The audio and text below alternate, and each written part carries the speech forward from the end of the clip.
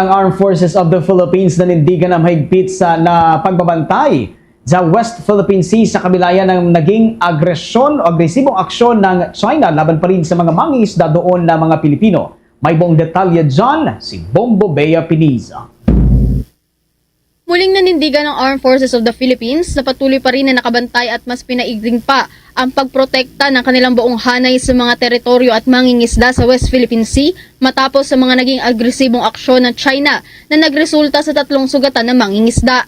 Ayon kay Armed Forces of the Philippines Chief of Staff, General Romeo S. Browner Jr., layo nito na panatilihing iligtas ang mga lokal na mangingisda na gawin ang kanilang mga hanap buhay sa naturang katubigan sa kabila ng mga iligal at agresibong aksyon ng China sa West Philippine Sea.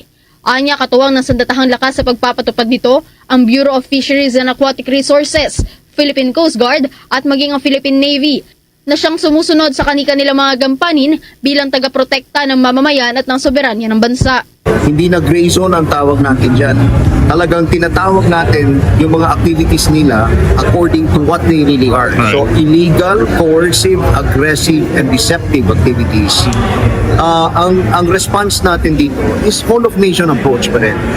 Kaya kasama natin dito yung Coast Guard, yung BFAR, at yung Philippine Navy. Isa sa mga layunin natin is to ensure that our fisher folks are safe. They go out there na gawin yung activities nila, fishing.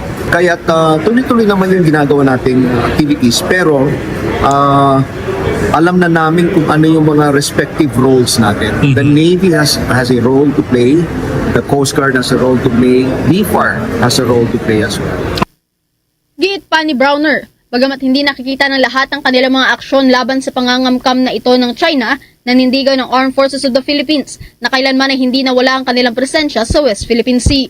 Binigyan din ni Browner na mabilis na naagapan at rumisponde ang mga tauhan sa insidente sa tulong na rin ng pagtutulungan ng mga otoridad, katuwang ang iba pang ahensya.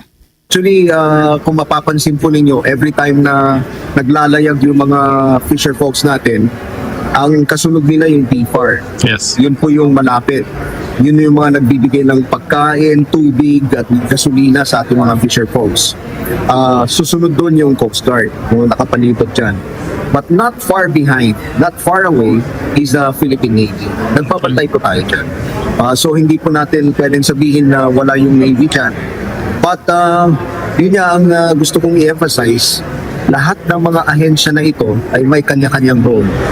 So, yung nangyari po na nasaktan yung mga fishermen natin ay naagapan naman ng ating Coast Guard. Samantala, tiniyak naman ng Armed Forces of the Philippines na patuloy nilang tinutupad ang kanilang mga mandato at nanindigan na mananatili silang nakabantay at handang magbigay ng proteksyon, ipag-utos man ito o hindi. Mula dito sa Camp Aguinaldo sa Quezon City para sa Bombo Network News, ito si Bombo Bea Piniza and this is Bombo Radio Philippines, the #1 and most trusted source of news and information. Basta Radio, Bombo! For the most trusted source of news and information, visit our website at www.bomboradio.com. Follow us on Bombo Radio mobile app, Facebook, YouTube, TikTok, and X, formerly Twitter. Like, share, and stay connected. Anytime, anywhere.